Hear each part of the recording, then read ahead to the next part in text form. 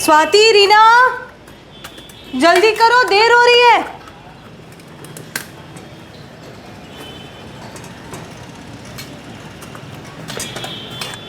स्वाति, रीना, इसलिए कहती हूँ देर रात तक टीवी मत देखा करो, फिर दोनों उठने में दिक्कत करती हो। चलो।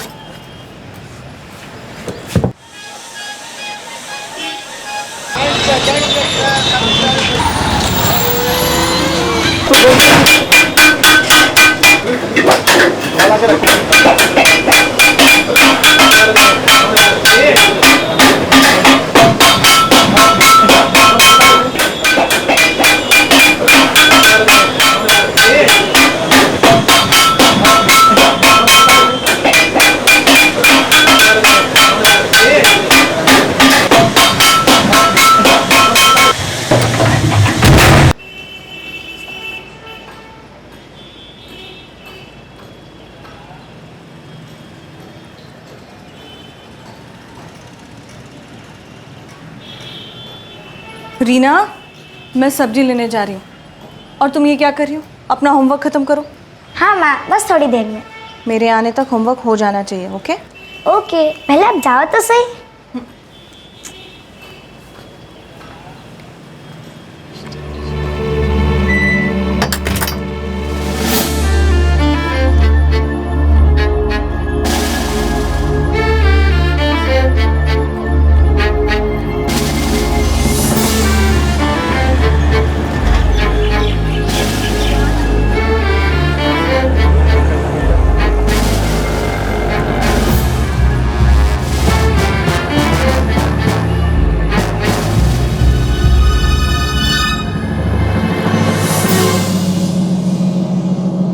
यही वो दिन था जब 35 वर्षीय कंचन शर्मा और उसकी दोनों बेटियों स्वाति और रीना को आखिरी बार देखा गया था। लेकिन उनके लापता होने का एहसास कंचन के पिता को अगले दिन हुआ।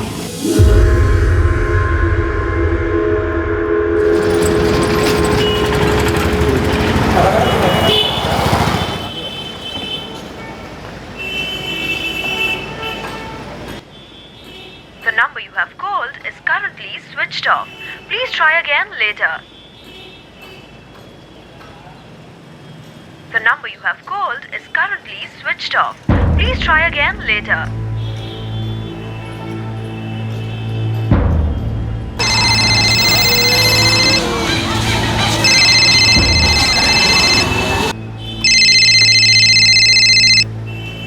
जयन, पापा का फोन है।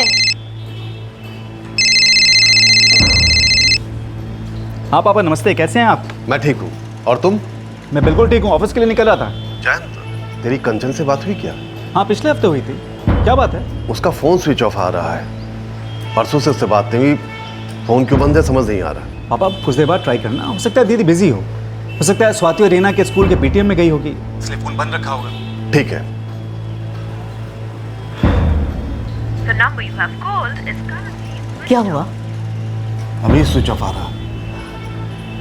अब मुझे चिंता हो रही है।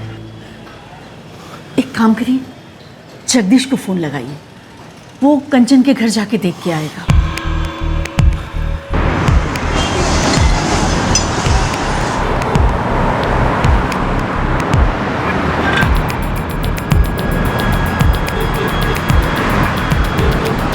दादा, ये आगे से लेफ्ट लिया।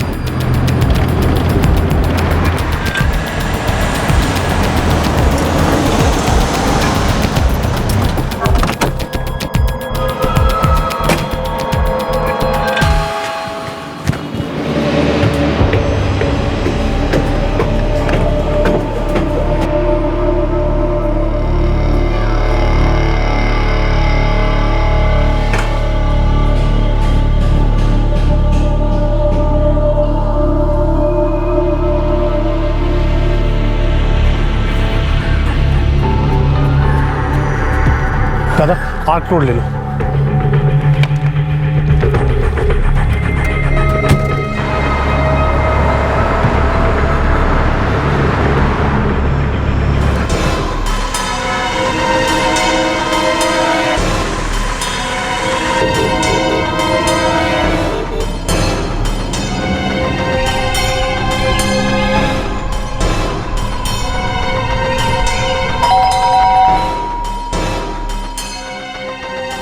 कंचन तो यहाँ नहीं आया, ना उसका फोन ही आया। क्या हुआ? गायत्री जी, उसका फ़ोन बंद आ रहा है, घर पे कोई नहीं है और बच्चियां भी स्कूल में नहीं है। भगवान करे सब ठीक हो। जीजा जी, स्वाति और रीना स्कूल में नहीं है, घर पे भी ताला लगा है। मैंने कंचन की सास से भी बात की, लेकिन उसे भी कुछ पता नहीं है। अब तो मुझे बहुत फिक्र हो रही है। अब तुम 1B में हमीद अख्तर से पूछो, शायद उसे कुछ पता हो। जी ठीक है, मैं वहाँ जाता हूँ।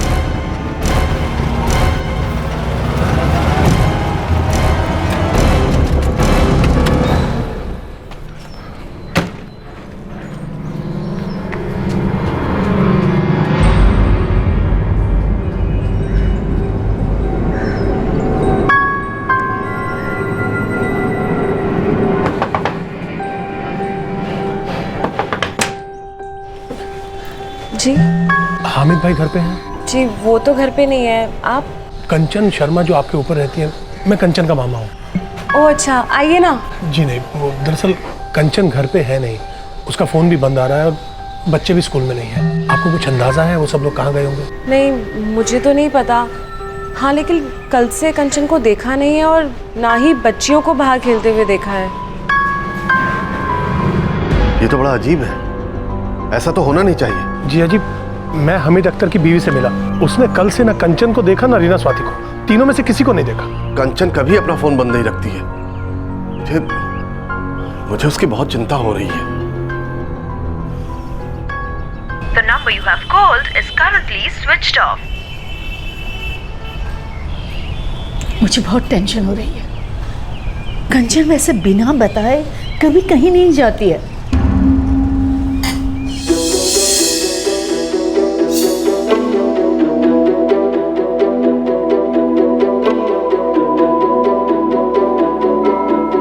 यही थाना पड़ता है, Kharnaul police station. Kharnaul police station.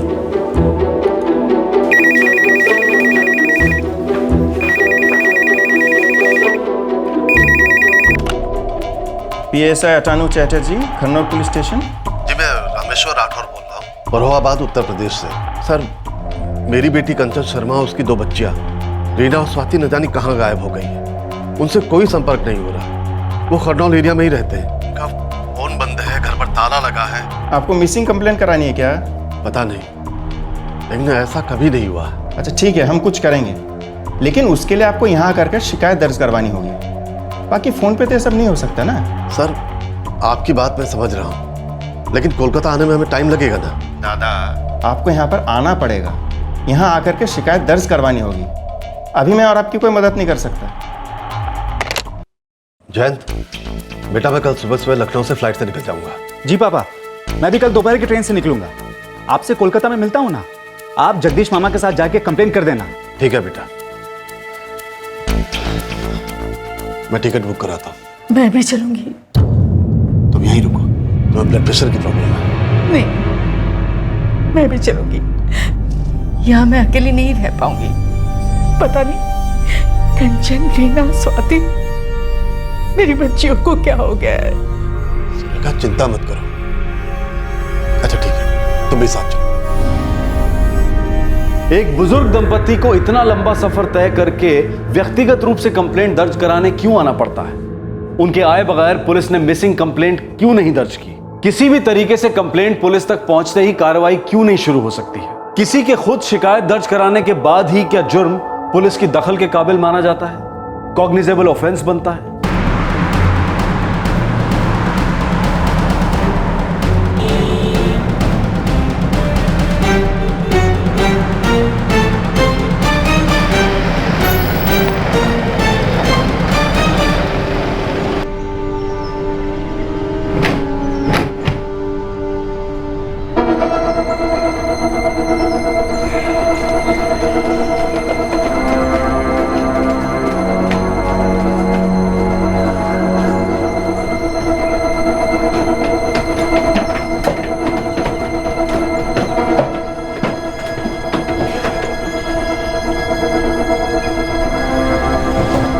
ताला तोड़ना पड़ेगा। तोड़ दो।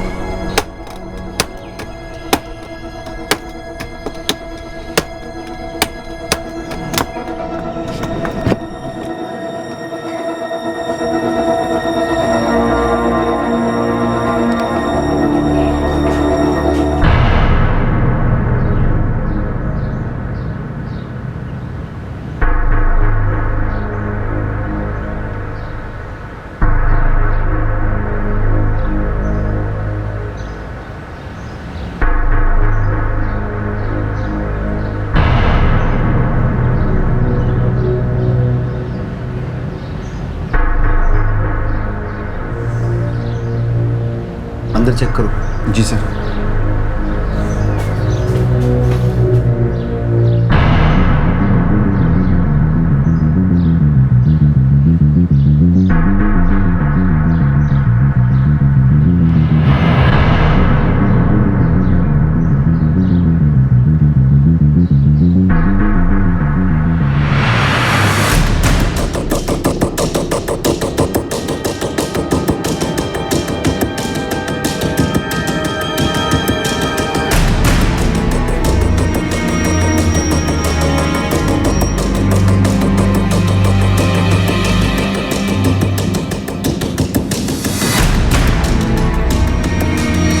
आप अंदर नहीं जा सकते। क्या मिला आपको? अभी तक कुछ नहीं, आप अंदर नहीं जा सकते। सर एक कार्ड भी मिला। फॉरेंसिक टीम को बुला लो। जी सर।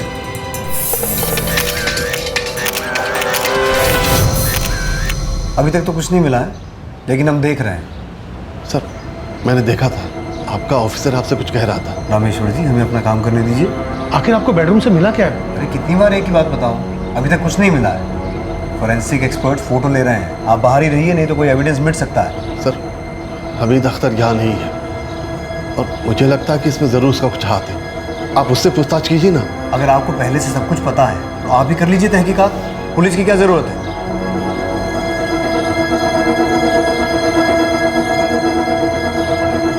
कंचन के घर में ऐसा क्या मिला था जो परिवार के लापता होने की गुत्थी सुलझा सकता था? क्या उस अहम कड़ी को नजरअंदाज किया जा रहा था, या फिर उनके गायब होने के पीछे कोई और ही राज था जो अगले कुछ घंटों में जाहिर होने वाला था? बेटा ये मुझे कुछ पता ही नहीं रही। पापा मैं कल दोपहर तक पहुंच जाऊंगा। मुझे कंचन, रीना, स्वाति की बहुत फिक्र हो रही है। हाँ पापा मैं समझ रहा हूँ, लेकिन आप अपने आप को संभालिए। आपको माँ को भी संभालना है ना, बहुत परेशान हो रही है। तो जल्दी आ जा बस। हाँ पापा।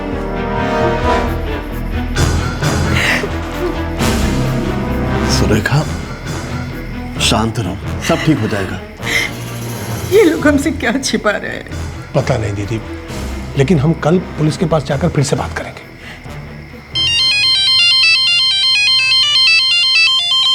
सुरेखा, कंचन का फोन।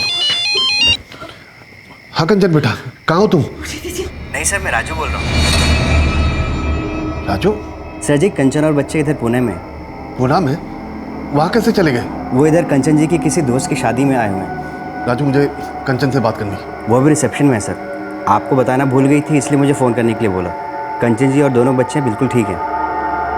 हेलो हेलो हेलो, क्या हुआ? फोन कट गया। दोबारा कीजिए जी। The number you have called is currently switched off. Switch off बता रहा।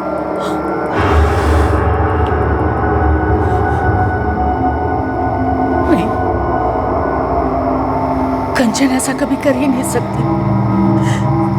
मुझे फिक्र हो रही है, जरूर वो किसी मुसीबत में है। मुझे लगता है हमीद का इसमें कुछ तो हाथ है।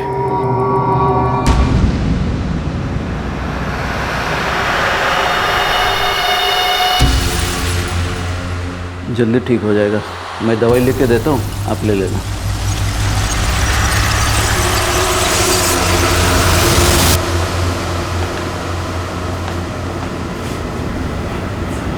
इसका मतलब तो वो अपनी मर्जी से गई है और उसी ने आपको इन्फॉर्म नहीं किया? नहीं सर, ऐसा नहीं हो सकता। कंचन कभी अपना फोन बंद नहीं रखती है। वो विधवा है, 2 बच्चों की माँ है। हर दूसरे तीसरे दिन मेरी उससे फोन पे बात होती थी। वो बिना बताए कहीं नहीं जाती है। वो तो फिरोहाबाद भी 2.5 साल से हमसे मिलने नहीं आई। हम ही उससे मिलने आते थे, क्योंकि कंचन कभी भी अपने बच्चों का स्कूल मिस नहीं करना चाहती। और ये राजू जिसने फ़ोन किया, वो 3 साल पहले कोलकाता छोड़कर भोपाल चला गया। फिर वो क्यों फ़ोन करने लगा? देखिए सर, ज़रूर कोई गड़बड़ है। कंचन और उसकी बच्चियों की जान खतरे में है। ये राजू कौन है? एक टैक्सी ड्राइवर। वो कंचन की सास को अस्पताल लाता ले जाता था जब उन्हें किडनी डायलिसिस के लिए ले जाना होता था।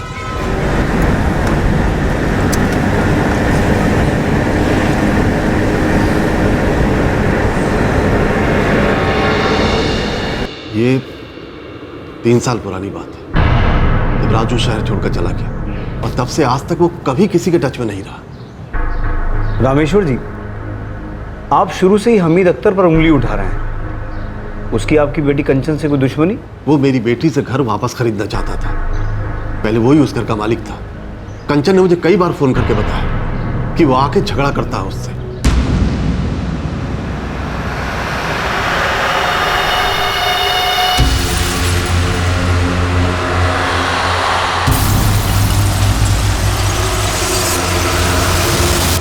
सारे पड़ोसियों को पता है। आप बनर्जी से जाकर पूछिए, हमीद ने एड़ी चोटी का जोर लगा दिया था घर वापस लेने के लिए, और रेट के मामले में कंचन को चीट कर रहा था। कंचन उसे घर वापस नहीं बेचना चाहती थी। सर, कंचन के हस्बैंड की एक एक्सीडेंट में मौत हो गई थी। उसके बाद वो अपनी बच्चियों के स्कूल के पास ही घर खरीदना चाहती थी। उससे पहले तो वो अपनी सास के घर में ही रह रही थी सर। और इस घर के बारे में राजू ने ही उसे बताया था। घर कहाँ है? खानोन एरिया में, स्वाति और रीना के स्कूल के एकदम पास है। और मैं हमीद अख्तर को अच्छे से जानता हूँ, घर के जो मालिक हैं। अच्छा, तो फिर मीटिंग करा दो, मैं पापा को बुला लेती हूँ। ठीक है। 2A फर्स्ट फ्लोर पे।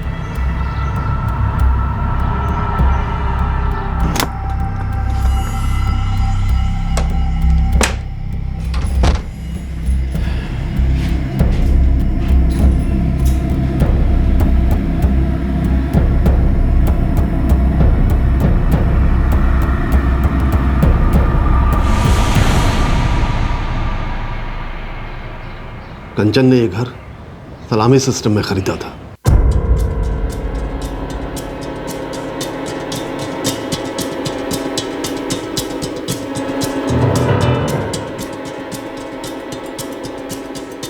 देखिए, सलामी सिस्टम मुझे मंजूर है।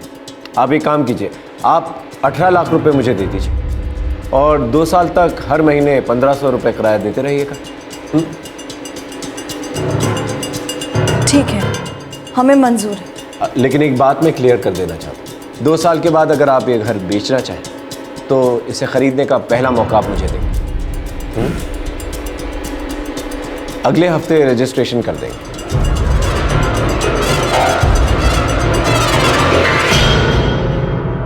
सलामी सिस्टम ये एक रेंट एंड बाय सिस्टम है। घर को मार्केट रेट से थोड़े कम दाम में बेचा जाता है और उसे खरीदने वाले को एक सुनिश्चित समय तक किराया देना होता है। किराया देने के तय समय के बाद खरीदार को घर का पोजीशन मिल जाता है। और अब जबकि वो समय खत्म हो गया था, हमीद उस घर को वापस खरीदना चाहता था। कंचन रेंट टाइम से देती रही। वो फिक्स टाइम भी साल भर पहले खत्म हो गया, लेकिन पिछले 6 महीने से हमीद वो घर वापस चाह रहा था। वो कंचन पे दबाव बना रहा था और ऊपर से पैसा भी मार्केट रेट से बहुत कम दे रहा था। 30 लाख रुपए तो बहुत कम है हमीद भाई, मार्केट रेट तो इससे कहीं ज्यादा है। देखिए कंचन जी, हमारी बातचीत पहले भी हो चुकी है और फिर मैं आपको एडवांस भी दे चुका हूँ। अब आप अपनी जबान से मुकर रही हैं। हमीद भाई, आप मुझे चीट कर रहे हो। मैंने मार्केट रेट पता किया है। अभी मुझे इस घर के कम से कम 40 लाख रुपए मिलेंगे। आपने मुझे पहले भी चीट किया है। जब आपने ये घर मुझे 18 लाख और 2 साल की रेंट पर दिया था, तब इसकी कीमत 15 लाख रुपए थी। आपकी हिम्मत कैसे हुई मुझे चीट बुलाने की? अरे चीटिंग ही तो कर रहे हैं आप मेरे साथ। मुझे आपका एडवांस नहीं चाहिए, मैं आपको आपका एडवांस वापस कर दूंगी। मुझे कोई और खरीदार मिल जाएगा।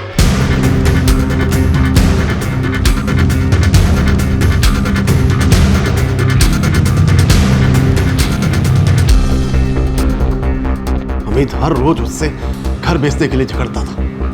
अब वो गायब है तो वही इसके पीछे है। सिर्फ इसलिए कि वो उसे घर नहीं बेच रही। सर, आप एक बार उससे पूछताछ करके तो देखिए।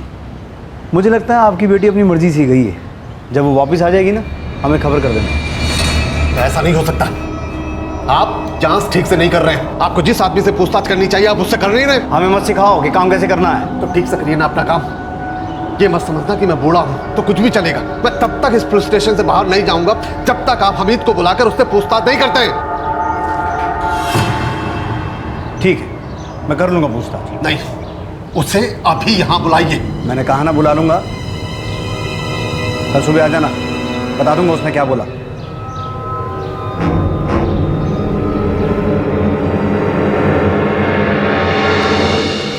क्या हुआ? कुछ नहीं, वो पुलिस ने बुलाया। सलाम मलिक साहब। हाँ हामिद, कैसे हो? जी बिल्कुल ठीक।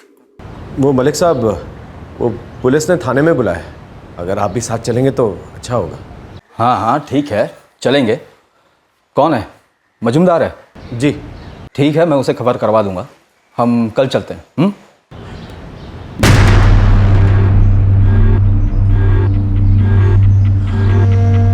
हाँ अकरम, तुम भी साथ चलो और वो अहमद को भी साथ ले लेना, ठीक है?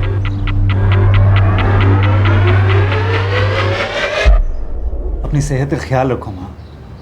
हम कंचन, रीना, स्वाति तीनों को जल्दी ढूंढ लेंगे। लगातार पुलिस के टच में हैं हम लोग। लेकिन पुलिस भी तो कुछ नहीं कर रही।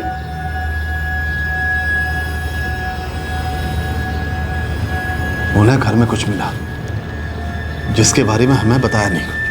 मैंने गायत्री जी से भी बात की थी, लेकिन उन्होंने कहा कि राजू से वो भी टच में नहीं है। राजू से बात किए अरसा हो गया। भोपाल गई भी तो उसे 3 साल हो गए। गायत्री जी, मुझे तो खुद समझ में नहीं आ रहा कि ये सब माजरा है क्या।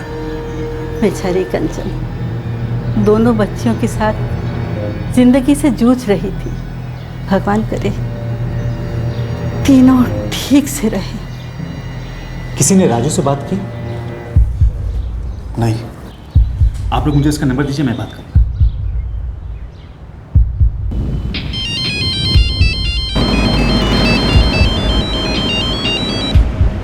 हेलो।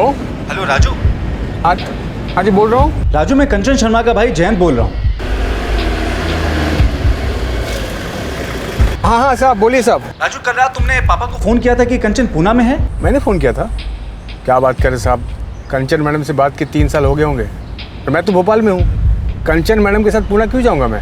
इसका मतलब कल रात तुमने कंचन के फ़ोन से कॉल नहीं किया था? साहब बताया ना मैंने, मैं भोपाल में हूँ और कंचन मैडम के फ़ोन से कैसे कॉल करूँगा और क्यों करूँगा?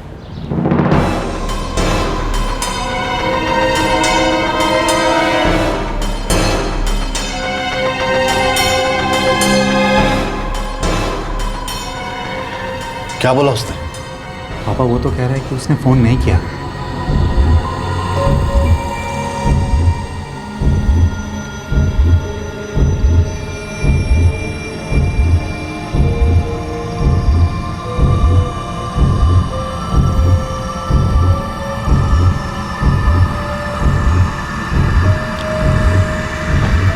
हे भगवान, मेरे बच्चों को सुरक्षित रखना।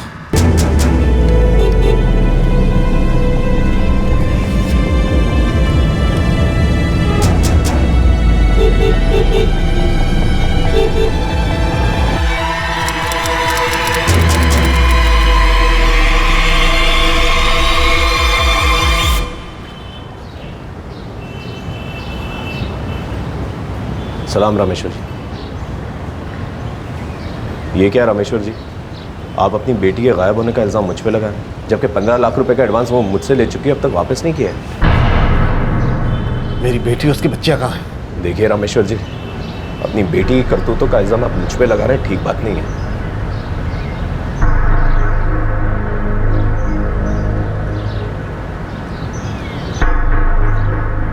कंचन अपनी मर्जी से ही कहीं गई है। ऐसा नहीं हो सकता है। देखिए, सच यही है। आप जितनी जल्दी इसे मान लेंगे आपके लिए अच्छा होगा। आपने हमें से पूछताछ की? हाँ की है, वो इसमें शामिल नहीं है। ऐसा कैसे बोल सकते हैं आप? क्योंकि हमीद ने हमें बताया है कि क्यों कंचन अपने गायब होने का नाटक कर रही है, क्यों ऐसे हालात बना रही है कि सबको लगे कि उन लोगों को कुछ हो गया है। ऐसा क्या बोला हमीद ने? रामेश्वर जी, आपकी बेटी कंचन का राजू के साथ अफेयर है और लोगों ने कई बार उन दोनों को एक साथ देखा है। मजूमदार, मैं अमित को अच्छे से जानता हूँ। इसने बताया कि घर के 15 लाख रुपए वो कंचन को दे चुका है। अब वो कहती है कि घर नहीं बेचना, पैसे लौटाने की बजाय उन्हें लेकर अबू चक्कर हो गई। साहब, उसे गायब करने में मेरा क्या फ़ायदा? घर तो मुझे मिलने से रहा, वो अब भी उसी के नाम पर है। असल बात तो यह है साहब कि उसका राजू के साथ चक्कर चल रहा था, भाग गई उसके साथ। साहब, 27 फरवरी को मैं दुकान पे था, मैंने उसे और बच्चों को राजू के साथ जाते देखा।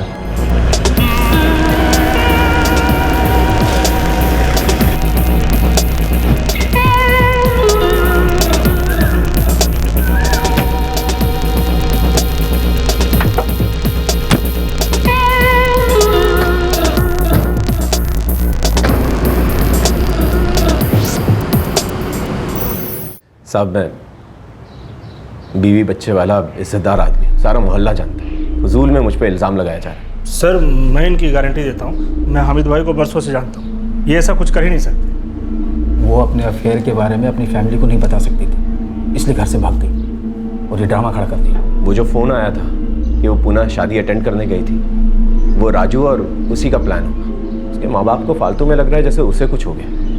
असल में सारा खेल जो है उसी का रचा है।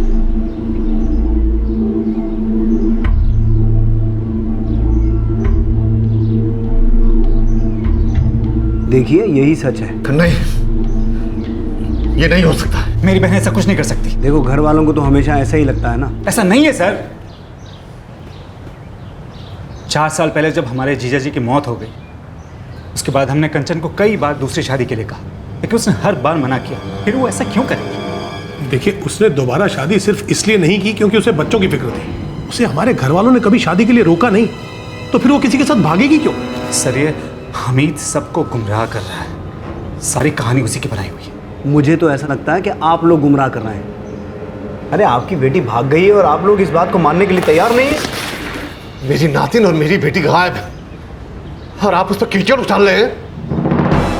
आपको उसके घर से ऐसा कुछ मिला जिसे आप हमसे छुपा रहे हैं। मिले हुए आप सब हमीद की तरफदारी कर रहे हैं और मेरी बेटी पे झूठे इल्जाम लगा रहे हैं। आप जबान संभाल कर रखो। तुम्हारी बेटी भाग गई है, सीधा सीधा प्यार मोहब्बत का मामला है।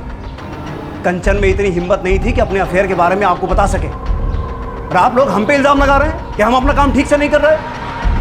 पीछा छोड़ो हमारा, और जब बेटी का पता मिल जाए तब आ जाना। उससे पहले परेशान मत करना, बता रहा हूं। छोड़ के आओ उनको बाहर। चलो चलो बाहर चलो।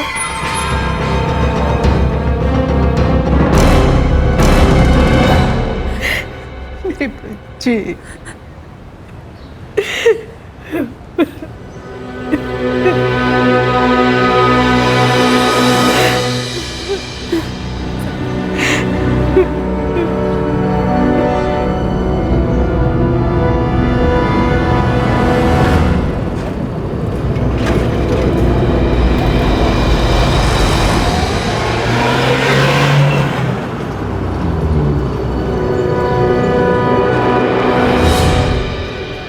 थोड़ा लेट कर दिया हामिद भाई आपने।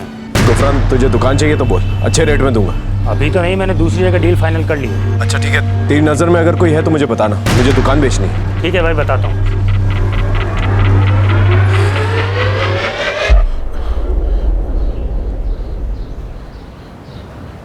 जीजा जी, मैंने अपने एक दोस्त से बात की है। वो क्राइम ब्रांच के डीसीपी को जानता है। उसने कहा है कि हम उनसे जाकर मिल लें, वो डीसीपी साहब से बात कर लेगा।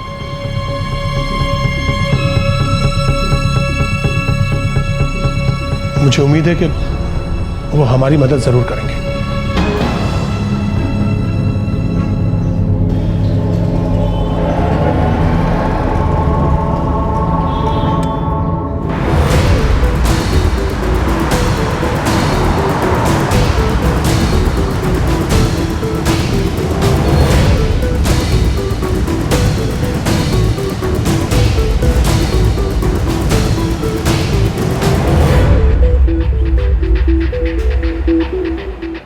सर, मेरी बेटी और मेरी नातिन की जान खतरे में है और पुलिस से सिर्फ एक ही जवाब मिल रहा है कि वो भाग गए। मैं अपने बच्चों को ज्यादा जानता हूं या यहाँ की पुलिस जानती?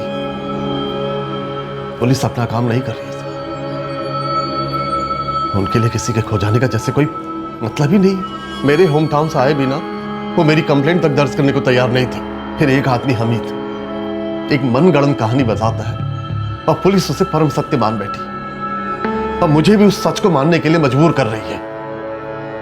पुलिस को मेरी बेटी के घर से ऐसा कुछ मिला है जो हम सब से छुपाया जा रहा है। मेरी आपसे हाथ जोड़कर विनती है कि मेरे बच्चों को ढूंढने में हमारी मदद कीजिए।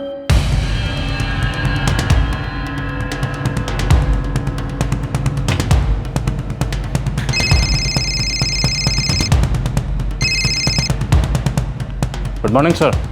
परवेज एक इंपॉर्टेंट केस है। खरनौल इलाके से 3 लोगों का परिवार लापता है, एक माँ और उसकी 2 बेटियां। मैं चाहता हूं कि तुम्हारी टीम अब इस केस को हैंडल करे। Sir, it's an urgent matter. Sure sir. आपकी बेटी और आपकी नातिन आपको मिल जाएंगी। मैं वादा करता हूं कि उन्हें खोजने में हमारी टीम कोई कसर बाकी नहीं रखेगी। Thank you sir. Sir, inspector Majumdar इस केस को हैंडल कर रहे हैं। अब तक की प्रोग्रेस का पता करो। 1 घंटे में मुझे सारी रिपोर्ट इस टेबल पे चाहिए। सर,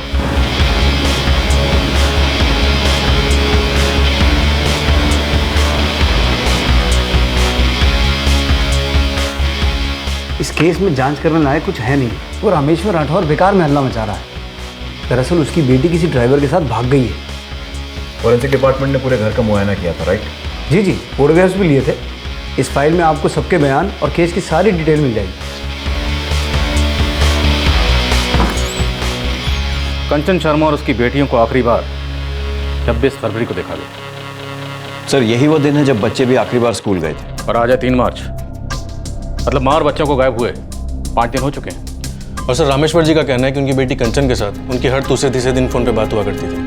सर अचानक एक आदमी राजू रामेश्वर जी को फ़ोन करके बताता है कि उनकी बेटी कंचन पुणे आई हुई है किसी शादी को अटेंड करने। सर जी, कंचन और बच्चे इधर पुणे में। क्योंकि हो सकता है झूठ हो, क्योंकि रामेश्वर जी के मुताबिक वो हर दूसरे तीसरे दिन अपनी बेटी के साथ टच में रहते थे फ़ोन पर। तो ऐसे कैसे हो सकता है कि वो बेटी अपने फादर को बिना कुछ बताए कहीं भाग जाएगी? कंचन शर्मा पूना में किसी शादी में शिरकत करने गई है, रामेश्वर जी को इस बात की भी कोई खबर नहीं। सर मैं उसके माँ बाप से मिला हूँ। कंचन 2 साल से कोलकाता के बाहर नहीं गई है, यहाँ तक कि अपने माँ बाप के घर पिरोहाबाद भी नहीं गई है। मेरी बेटी अपने बच्चों की स्टडी को लेकर बहुत सीरियस थी। जब उसके पति का रांची ट्रांसफर हो गया तो वो तब भी उनके साथ नहीं गई। वो बच्चों की पढ़ाई में कोई दिक्कत नहीं चाहती थी। स्कूल टर्म के बीच में वो किसी की शादी में क्यों जाएगी? और अगर गई भी तो स्कूल में खबर करती, हमें खबर करती। सर लगता नहीं है कि उसके पेरेंट्स झूठ बोल रहे हैं। खरनौर पुलिस ने इस केस में बड़ा ही ढीला रवैया अपनाया, लेकिन हमें डबल स्पीड से काम करना है, क्योंकि माँ और बच्चों को गायब हुए ऑलरेडी 5 दिन गुजर चुके हैं। रामेश्वर जी हमीद अख्तर को सस्पेक्ट मानते हैं। सर फोरेंसिक्स को घर में खून के धब्बे भी मिले। फोटोग्राफ्स। अंशुमन सर, राजू को ट्रैक करो, कंचन के फ़ोन रिकॉर्ड्स निकलवाओ, क्योंकि रामेश्वर जी के मुताबिक उन्हें आखिरी फ़ोन कंचन के फ़ोन से राजू ने किया था। सर विष्णु, हामिद अख्तर पर नजर रखो, उसका कच्चा चिट्ठा निकालो। Sir let's crack the case. और फिर कंचन और उसकी दोनों बच्चियों स्वाति और रीना को ढूंढने की एक ईमानदार कोशिश शुरू हुई। इस बार ऐसे ऐसे एंगल्स को कवर किया गया जिन्हें या तो पहले छोड़ दिया गया था या फिर मिस कर दिया गया। कोशिश कर रहा हूँ अमित भाई, ग्राहक ढूंढने में थोड़ा वक्त तो लगता ही है ना। वैसे वो गुफरान का क्या हुआ? वो भी अब दुकान खरीदना नहीं चाहता। देख बबलू, टाइम बहुत कम है। मुझे हमीद अख्तर की सारी छोटी से छोटी डिटेल चाहिए, वो भी आज शाम तक। फुल ट्राई मारता हूँ साहब, जितना हो सके खुद निकालूंगा। 4445766676। सिर्फ यही नंबर था कंचन के पास? जी, सालों से। राजू का number 444789878। Anshuman Tagore, crime branch. मुझे शाम तक कंचन शर्मा और राजू गुप्ता दोनों के नंबर्स सारी डिटेल्स चाहिए। ओके सर, शाम तक आपको सारी डिटेल्स मिल जाएंगी।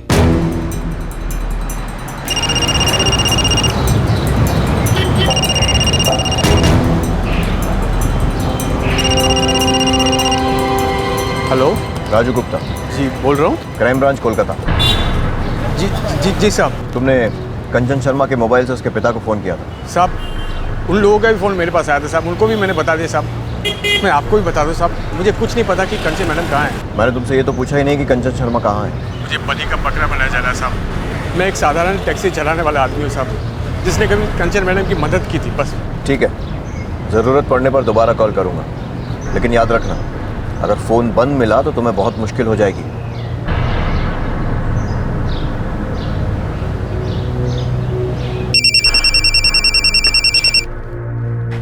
Hello, Hamid Akhtar ji. Parvez Sheikh, crime branch. क्या हुआ साहब? तुम्हें बिरयानी खिलानी है, तुम यहाँ आ रहे हो या मैं लेकर आऊँ? आता हूँ साहब। जल्दी आओ।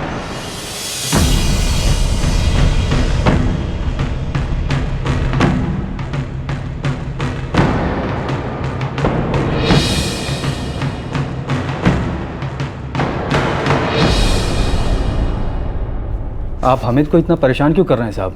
अभी तो हमने एक सवाल भी नहीं पूछा है, अभी से आपको हमीद परेशान लगने लग गया और आप सब आए इसके वकील बन के। तो आप ही बताइए साहब, मैं क्या करूं?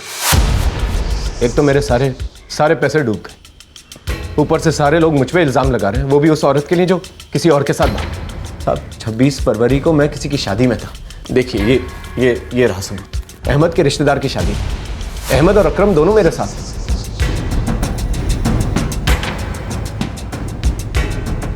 और मैंने कब कहा कि कंचन और उसके बच्चे 26 फरवरी को ही गायब हुए, पहले भी हो सकते थे। हाँ, कंचन के फादर को उनके गुमशुदा होने की इतला 27 फरवरी को मिली। आप बात को इतना घुमा फिरा कर क्यों कह रहे हैं साहब? आपको हमीद पे शक है ना, तो सबूत पेश कीजिए। मैं तो कह रहा हूँ ये बेकसूर है। नेताजी आप कह रहे हैं? हमने तो सुना है कि एक पॉलिटिशियन जो कहे मतलब उसका बिल्कुल उल्टा निकालना चाहिए। फोन नंबर क्या है तुम्हारा? 444-980-9. आराम से। 444-980-989. ठीक है, तुम लोग जा सकते हो, लेकिन दोबारा ज़रूरत पड़ी तो फिर बुलाऊंगा, और जितनी बार मन होगा उतनी बार बुलाऊंगा।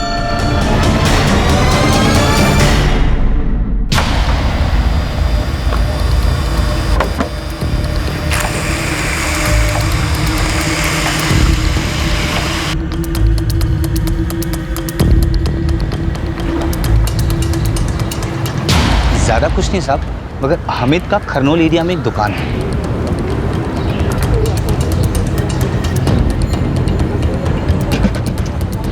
कॉस्मेटिक की दुकान है साहब, पिछले कुछ दिनों से बंद है। और कुछ? छोटी सी बात है मगर कितनी इंपॉर्टेंट है ये आप देखो। 26 फरवरी की दोपहर को हामिद और कंचन की बिल्डिंग में 2 बड़े ट्रंक डिलीवर हुए।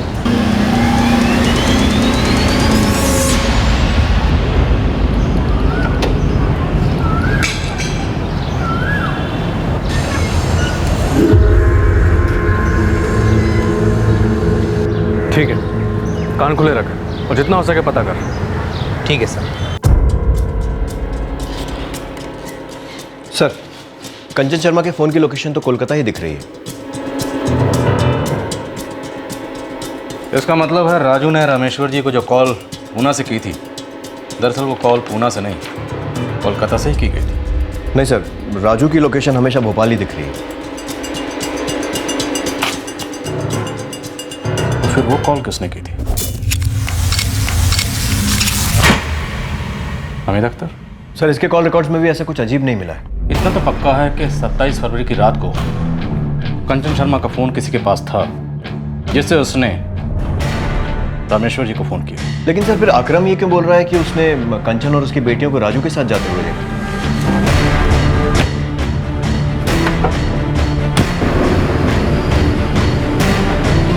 हो सकता है उनका किडनैप किया गया। लेकिन अब तक फिरौती के लिए कोई कॉल नहीं आया है। शायद मामला ठंडा होने का इंतजार किया जा रहा है। सर, जो 2 ट्रंक हमीद और कंचन वाली बिल्डिंग में आए थे, वो हमीद और ग्राउंड फ्लोर वाले बनर्जी के यहाँ तो पक्का डिलीवर नहीं हुआ। जी नहीं, मैंने किसी भी ट्रंक का ऑर्डर नहीं दिया था। आपने किसी ट्रंक को ऊपर जाते हुए देखा था? जी नहीं, हमें तो देखी नहीं बा। जी, हमने तो कोई ट्रंक नहीं खरीदे।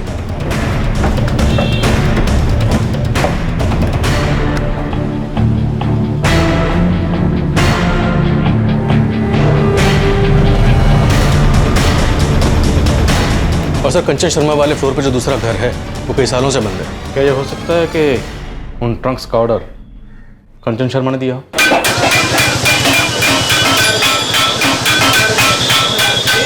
सर, मैंने फॉरेंसिक्स की सारी डिटेल चेक की है, उन्हें घर में कोई भी ट्रंक नहीं मिला है। अकरम को बुलाओ। सर। नहीं साहब, कंचन और उसके बच्चों के साथ कोई ट्रंक नहीं थे। मेरी दुकान तो कोठी के सामने ही है, मैं पूरे दिन वहीं रहता हूँ।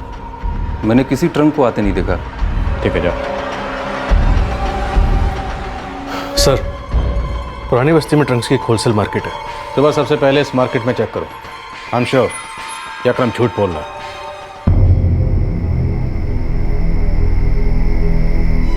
आज 5 दिन हो गए, कंचन की कोई खबर नहीं। तुम फिक्र मत करो माँ, वो लोग हमें जल्दी मिल जाएं। मुझे तो हमेशा से उसकी फिक्र रहती थी। वो बेचारी अकेली तो छोटे छोटे बच्चियों के साथ हमसे इतनी दूर रह रही थी। वो ठीक तो होगी ना?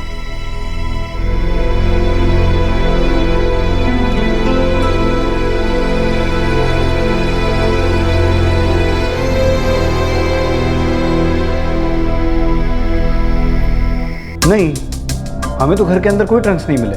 लेकिन ट्रंक्स तो उसी बिल्डिंग में डिलीवर हुए थे, वो भी हमीद और बनर्जी के घर के अलावा कहीं और।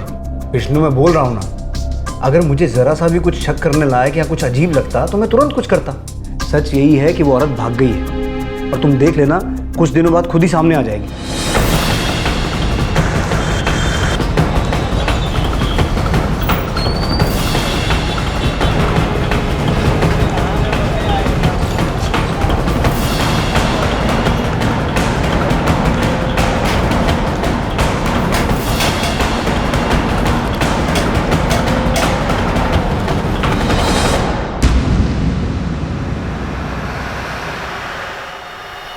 घाव तो भर गया है, पर निशान जाने में थोड़ा टाइम लगेगा।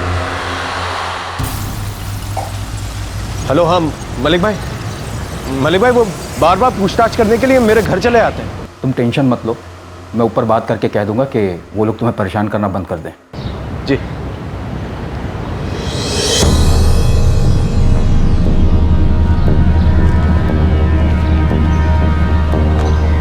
अरे अकरम, उन्होंने अहमद से कुछ पूछा क्या? मालूम नहीं, अहमद ने तो मुझे ऐसा कुछ बताया नहीं, लेकिन उन्हें वो ट्रंक के बारे में मालूम चल गया।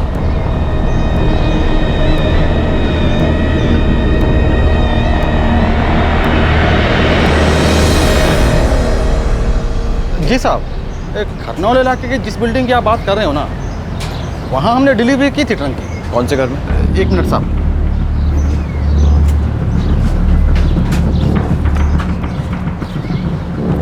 इधर तो सिर्फ बिल्डिंग का नाम लिखा है, घर का नहीं लिखा साहब। ये आदमी था जिसने ऑर्डर दिया था? नहीं साहब, वो कोई यंग लड़का था। रसीद दिखाओ। जी साहब।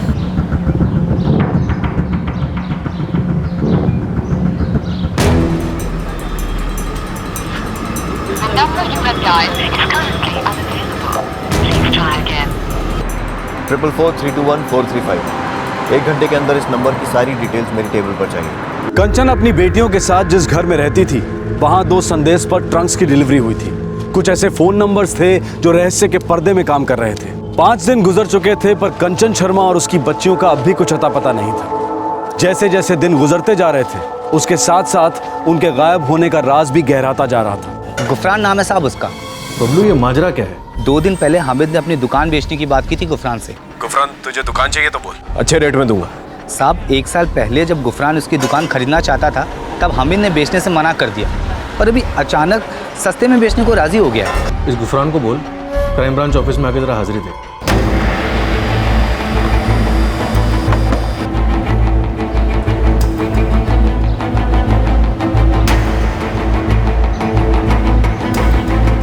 सर, जो नंबर ट्रंक की दुकान की रसीद में मिला था वो बंद आ रहा है, लेकिन उसके कॉल रिकॉर्ड से पता चलता है कि वो नंबर किसी एक दूसरे नंबर के लगातार टच में है। ये नंबर किसी मुदस्सर आजम का है। उसका ठिकाना भी खरनौल एरिया है। उठा लो उसे। सर।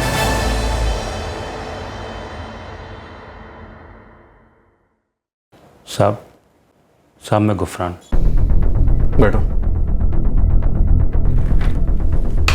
गुफरान, मैं तुमसे उस दुकान के बारे में जानना चाहता हूँ जो हमें तुम्हें भी बेचना चाहता था। साहब, मैं 1 साल पहले उसे खरीदना चाहता था, तब दुकान खाली पड़ी थी, लेकिन हामिद भाई बेचना नहीं चाहते थे। फिर उन्होंने वहाँ कॉस्मेटिक का धंधा शुरू किया। अब अचानक मेरे पास आई कि मुझे दुकान बेचनी है, वो भी सस्ते दामों में, लेकिन अब मैं नहीं खरीदना चाहता। इस हमीद को तुम काफ़ी पहले से जानते हो ना? हाँ साहब, जानता हूँ, एक ही मोहल्ले में रहते हैं। गुफरान, हमीद ने कंचन की फैमिली के साथ कुछ किया है क्या? अभी मत कहना तुम्हें उसके बारे में कुछ पता नहीं है। सुना है साहब, सब सुना है, लेकिन मैं जानता कुछ भी नहीं। साहब, पहले तो हमीद भाई एक आम इंसान हुआ करते थे जैसे कि हम सब, लेकिन अभी कुछ टाइम पहले से वो थोड़े से अकड़ू और चिड़चिड़े हो गए और दिखावा भी करते हैं। ये सब जब से वो लोकल नेता मलिक के करीब हो गए, तब से ऐसा हुआ। ठीक है, समझो। साहब, जब हमीद भाई ने मुझे दुकान बेचने की बात की, तो मुझे लगा कि अचानक क्यों बेचना चाहते हैं। मैंने एक बार वहां जाकर पता भी किया था। दीपन भाई, ये हामिद का कोई परेशानी चल रहा है क्या? मालूम नहीं, सब कुछ तो अच्छा चला था हामिद भाई का। फिर ये बेचना क्यों चाहता है? पता नहीं भाई, 2 दिन से दुकान बंद पड़ी है। उसके पहले कुछ खुदाई का काम चल रहा था दुकान में।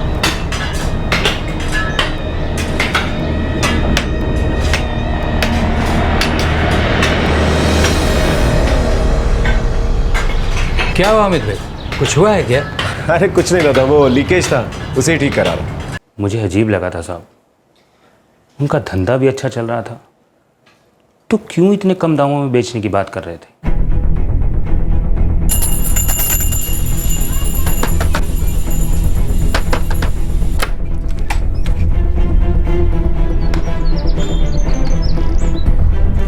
मुदस्सर जी, क्या हुआ साहब? कहाँ ले जा रहे हो? ये राशिद कौन है? राशिद? राशिद कौन साहब? वही जिसने पुरानी बस्ती मार्केट में 26 फरवरी को 2 ट्रंक खरीदे थे। मुझे नहीं मालूम साहब। ठीक है, हिरासत में सब याद आ जाएगा। ये दुकान में खुदाई और 2 ट्रंक, क्या इनका आपस में कोई ताल्लुक हो सकता है? उम्मीद करते हैं सब खैरियत हो। सर, रामेश्वर जी आए हैं। बुलाओ उन्हें। हमारे हाथ कुछ लगा है। एक शख्स है मुदस्सर, शायद वो कुछ जानता हो। सब कुछ सच सच बोल दे, नहीं बोलेगा तो मुश्किल में पड़ेगा। ये मैं सच बोल रहा हूँ। बोलता हूँ साहब, सब कुछ सच सच बोलता हूँ। 2 लोग और शामिल हैं, हनीफ शेख और शबीर गनी।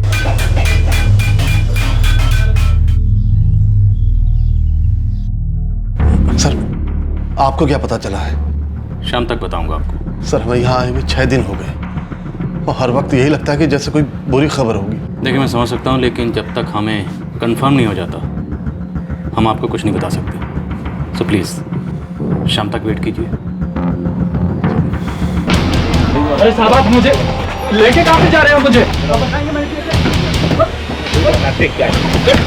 अरे साहब, मुझे ये तो बताओ मैंने किया क्या? साहब, मुझे, अरे साहब छोड़ो, मुझे कहाँ लेके जा रहे हो आप? साहब, मैंने किया क्या है?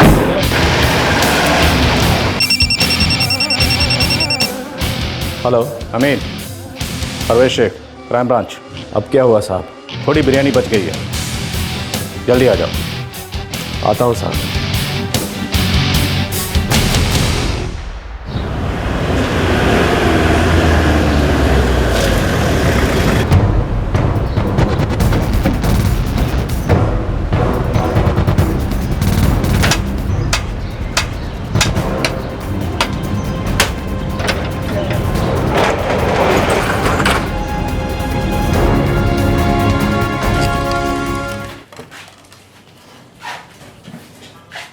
तुम हमेशा अपने साथ ये बारात लेकर क्यों चलते हो? क्यों इसे परेशान कर रहे हैं साहब? बात ऊपर तक ले जानी है क्या? नेताजी, ऊपर नीचे रहने दीजिए। इन तीनों बंदरों को तो मैं अंदर डाल रहा हूँ, लॉकअप में बंद कर रहा हूँ, क्योंकि इनका कच्चा चिट्ठा मेरे सामने खुल चुका है। कहीं आपका भी इसमें इन्वॉल्वमेंट तो नहीं है? लेके जाओ इन्हें। क्या कर साहब? मैंने साहब, मेरी बात तो सुनो साहब। ये सब मुझे परेशान करने के लिए किया जा रहा है।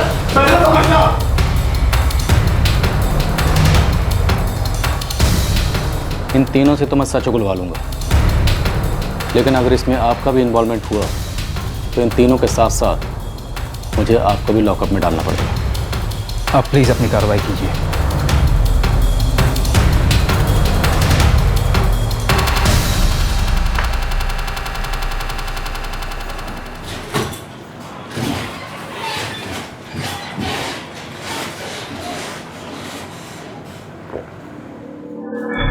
इधर है साहब।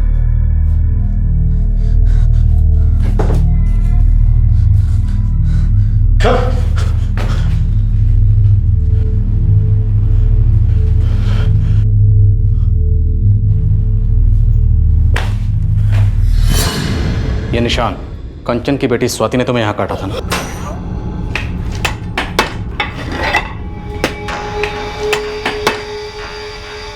तुम्हारे कजिन मुदस्सर ने हमें सब कुछ बता दिया है, एक एक डिटेल। बोलता हूँ सर, सब कुछ सच सच बोलता हूँ। 25 फरवरी से 26 फरवरी सुबह तक तुम्हारी दुकान में खुदाई चल रही थी। मुझे भी अजीब लगा सर। उसने कहा लीकेज है, उसके बाद ना तो उसने कभी दुकान खोली और ना ही कभी मजदूर दिखाई दिए। रात भर खुदाई चली साहब, 26 की सुबह मजदूरों ने पहली चाय मेरी दुकान से पी।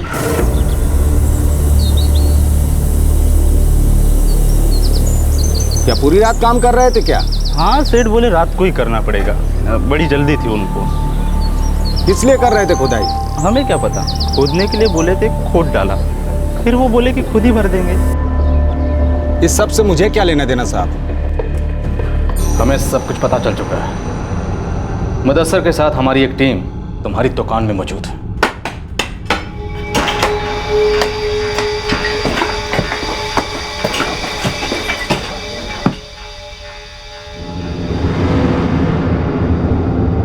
कंचन ने मेरे साथ एग्रीमेंट किया था कि वो घर मुझे ही बेचेगी। 2 साल के बाद अगर आप ये घर बेचना चाहें तो इसे खरीदने का पहला मौका आप मुझे देंगे। नहीं, कंचन ने तुम्हारे साथ एग्रीमेंट किया था कि वो जब भी घर बेचेगी उसका सबसे पहला ऑफर तुम्हें देगी, इससे ज्यादा कुछ नहीं। उसने मुझे चीट कहा था। हमीद भाई, आप मुझे चीट कर रहे हो। आपने मुझे पहले भी चीट किया है, जब आपने ये घर मुझे 18 लाख और 2 साल की रेंट पर दिया था। मैं उसे एडवांस पैसे भी दे चुका था, वो वापस नहीं लौटा रही थी। उसने वादा किया था कि वो तुम्हें तुम्हारा एडवांस लौटा देगी। मुझे आपका एडवांस नहीं चाहिए, मैं आपको आपका एडवांस वापस कर दूंगी। वो घर मेरा था, फिर भी मुझे हमेशा नीचा दिखाने की कोशिश करती थी। मैं मार्केट रेट से ही उससे घर खरीद रहा था, फिर भी वो हमेशा। नहीं, तुम उसे मार्केट रेट के हिसाब से घर नहीं खरीद रहे थे, तुम उसे धोखा दे रहे थे। मैं उससे थक चुका था। एक घर के लिए तुमने एक औरत, छोटे छोटे मासूम बच्चों का कत्ल कर दिया। क्या लगा था तुम्हें तुम कुछ भी करोगे और एक लोकल पॉलिटिशियन की मदद से इस सब से बच निकलोगे? ये बेरहम था, भयानक था, क्रूर था। और ये सब इसलिए क्योंकि हमीद जिस कीमत पर घर खरीदना चाहता था, कंचन उस कीमत पर बेचने को राजी नहीं थे। इस अपराध में भागीदारी नहीं, बल्कि कुछ ऐसे लोग भी शामिल थे जिन्हें पैसा बनाने का यह अच्छा मौका लगा था। 26 फरवरी की सूनी दोपहर में कंचन और उसकी बेटियों को अचानक एक आदमी के हैवानी इरादों का शिकार होना पड़ा। मेरा घर है वो, मेरा। और उसको बेचना चाहती, उसको बेचने नहीं दूंगा। तुम लोग साथ दोगे मेरा? अच्छा पैसा दूंगा, ऐश करना उससे। हाँ?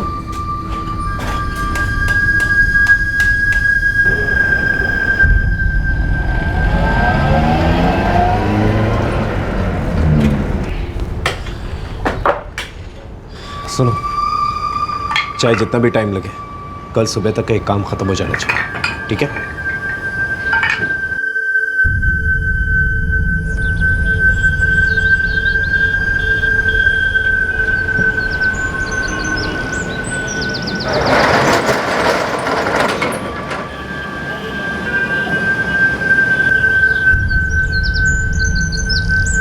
हनीफ 4 बजे तक ट्रंक लेकर आ जाना, ठीक है?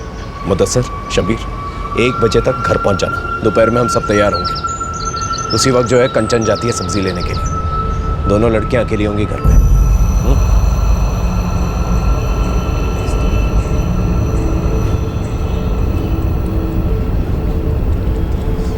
रीना, मैं सब्जी लेने जा रही हूँ और तुम ये क्या कर रही हो? अपना होमवर्क खत्म करो। हाँ माँ, बस थोड़ी देर में।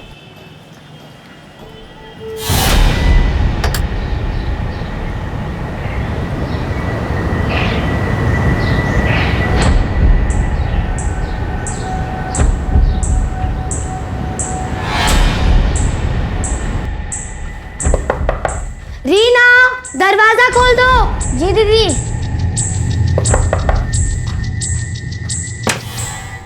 जी अंकल। अब बेटा, वो तुम्हारी मम्मी बता रही थी कि बाथरूम में लीकेज है, मैं प्लम्बर को लेके आया। आइए अंकल। ट्रंक का है? हाँ, मैं ऑर्डर तो दे आया था, 4 बजे तक आ जाने चाहिए। 4 बजे तक आ जाएगा। इसकी बॉडी साफ कर दो और घर का सारा सामान इधर उधर कर दो।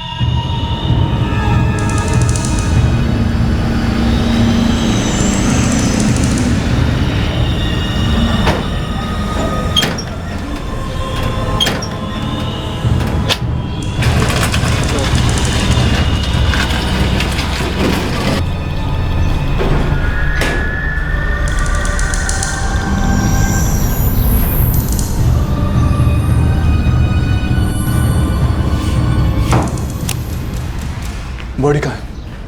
बाथरूम में, चलो।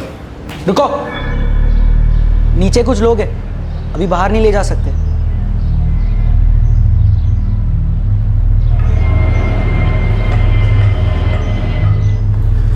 हमें थोड़ा इंतजार करना होगा। एक काम देर रात करते हैं, सुबह होने से पहले।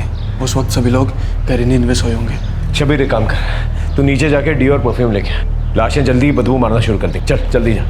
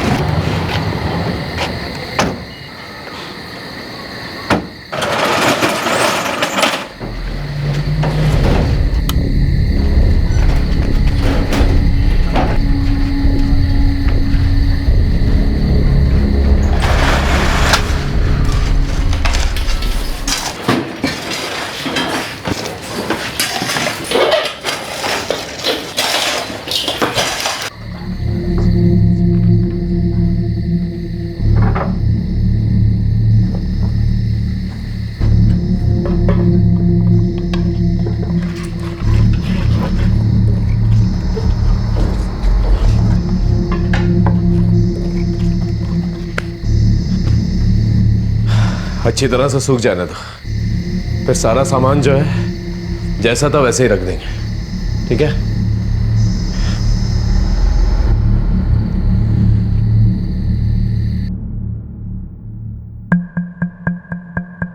पक्का इन दोनों को भी पता था कि तुमने कत्ल किया। क्या ये दोनों भी इसमें शामिल थे?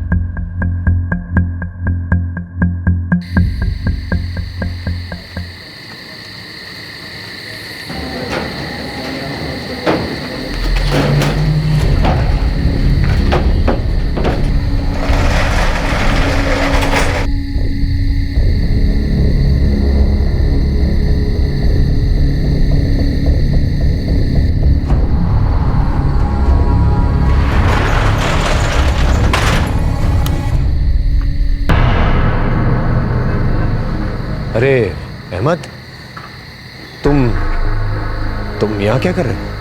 मैं तो काम से घर लौट रहा था। मैंने देखा दुकान के अंदर तुम लोगों ने क्या किया, लेकिन मैं इन लोगों को जानता नहीं था, मुझे फर्क भी नहीं पड़ता, मैं चुप रहूँगा। शुक्रिया भाई, शुक्रिया। लेकिन हामिद भाई, चुप रहने की हिम्मत तो देनी पड़ेगी ना।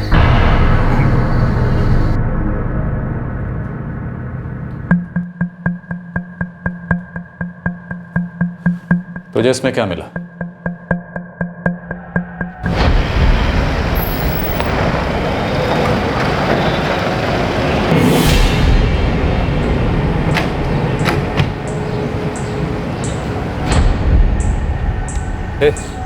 क्या हुआ? पता नहीं अकरम भाई, पहला वाले पे कुछ तो हुआ है।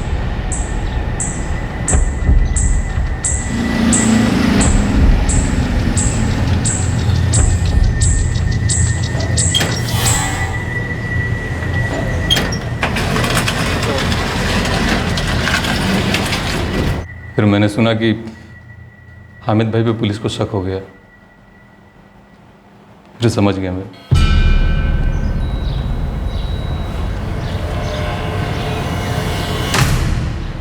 अरे हामिद भाई, जरा इधर तो आइए। हाँ अकरम। हामिद भाई सब ठीक तो है ना? हाँ सब ठीक है। क्यों? नहीं, वो आज पुलिस आई थी ना, परसों मैंने टेम्पो देखा और आपके दोस्त है ना हनीफ भाई, इनको ऊपर ट्रंक ले जाते हुए देखा था। सुना है तभी से 3 लोग गायब हैं। बस यही सब पूछना था। देख अकरम, तूने कुछ नहीं देखा, समझा ना? हामिद भाई, काला चश्मा लगाने के लिए आप समझ रहे हो ना? 3 कत्ल किए, और 2 लोगों को पैसा खिलाया इस सब पर पर्दा डालने के लिए, और बाद में लोकल पॉलिटिशियन को साथ में लेकर आया। ये नेताजी का इसमें क्या इन्वॉल्वमेंट था?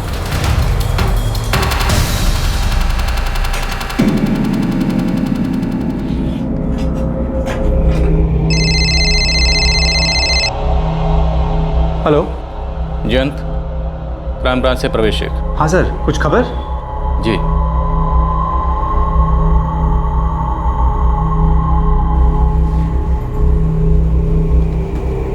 जयंत, क्या कहा उन्होंने?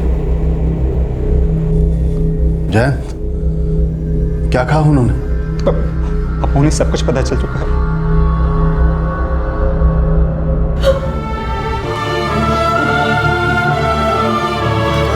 जी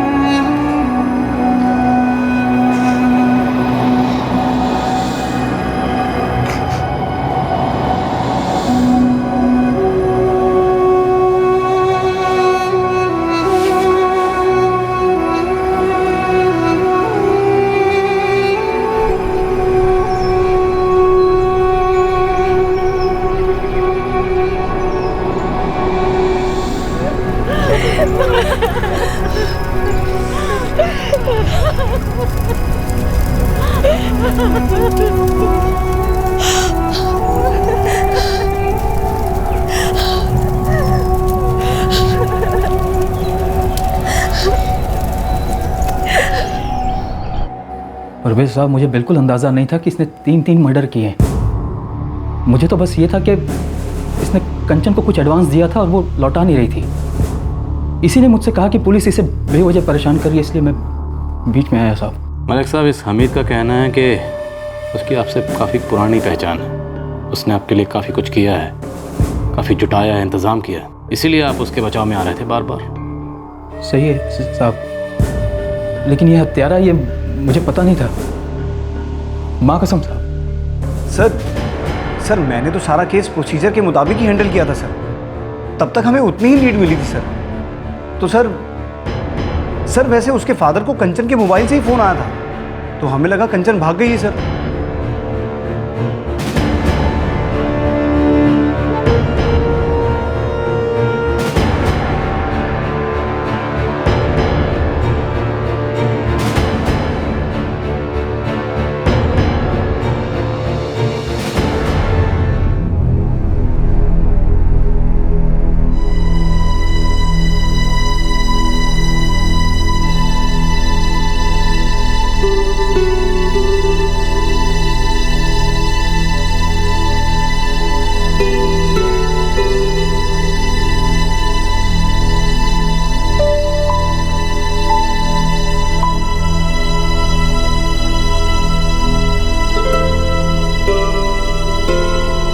रामेश्वर अब भी इस केस को लगातार फॉलो कर रहे हैं और इस केस के डेवलपमेंट के बारे में पुलिस से संपर्क में हैं। उन्होंने खरनौल पुलिस के एक ऑफिसर के खिलाफ ढीले तरीके से काम करने के लिए और इन्वेस्टिगेशन के दौरान कोऑपरेट ना करने के लिए एक फॉर्मल कंप्लेंट फाइल की है और इस बात का भी जवाब मांगा है कि पूरी तरह से इन्वेस्टिगेशन किए बिना उनकी बेटी पर गलत लांछन क्यों लगाए गए। जिसने इस केस को सॉल्व किया, उस दूसरी पुलिस टीम को पता चला कि हमीद अख्तर का खरनौल पुलिस से काफी करीबी रिश्ता था। वो रेड वगैरह के लिए उन्हें एक्स्ट्रा वाहन मुहैया कराता था और पुलिस अफसरों के ट्रैवल के लिए उनके टिकट्स भी बुक कराता था। लोकल पुलिस ने घर में मिले खून के धब्बों को क्यों नजरअंदाज किया था? क्यों वो अपनी ढीली जांच से सबको गुमराह कर रहे थे? वो क्यों इस केस को एक औरत के अपने प्रेमी के साथ भाग जाने के केस का रूप देकर बंद करने की जल्दी में थे? क्या होता अगर लड़की के पिता ने जी जान लगाकर इस केस को अंजाम तक पहुंचाने की कोशिश नहीं की होती? क्या होता अगर सेकंड पुलिस टीम ने मामले को गंभीरता से नहीं लिया होता? जब राज्य की मशीनरी की किसी किस्म की कोई जवाबदेही ही ना हो तो राज्य की हालत को खस्ता ही कहा जाता है। कितनी दयनीय हालत है कि एक परेशान पिता जब अपनी बेटी की खैरियत के लिए पुलिस स्टेशन में फोन करता है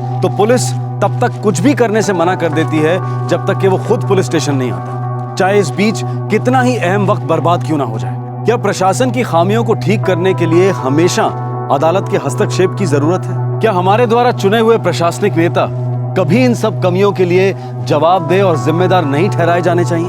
वो 5 आरोपी अभी हिरासत में हैं, उनमें से एक मुदस्सर नाबालिग है। हमीद, हनीफ और शब्बीर को आईपीसी की धारा 302 के तहत हत्या करने के लिए, 201 के तहत सबूत मिटाने के लिए, 120 बी के तहत आपराधिक षड्यंत्र करने के लिए, धारा 34 के तहत एक ही मंशा से कई लोगों द्वारा कार्य करने के लिए और धारा 378 के तहत चोरी करने के लिए बुक किया गया है। अकरम और अहमद को आईपीसी की धारा 203 के तहत जुर्म के संबंध में झूठी जानकारी देने के लिए, धारा 120 बी के तहत आपराधिक षड्यंत्र करने के लिए और धारा 34 के तहत एक ही मंशा से कई लोगों द्वारा कार्य करने के लिए बुक किया गया है। इन्वेस्टिगेशन के दौरान पता चला कि लोकल पॉलिटिशियन मलिक इस अपराध के बारे में कुछ भी नहीं जानता था। अदालत में इस केस की सुनवाई शुरू होना और सिद्ध होना अभी बाकी है। आपसे फिर मुलाकात होगी क्राइम पेट्रोल दस्तक में एक और नए केस के साथ। तब तक अपना ख्याल रखें, सुरक्षित रहें और सबसे जरूरी सतर्क रहकर एक अच्छे नागरिक का फर्ज अदा करें। जय हिंद। इस तरह के और भी एपिसोड देखने के लिए हमारे चैनल को सब्सक्राइब करें और बेल आइकन दबाना ना भूलें।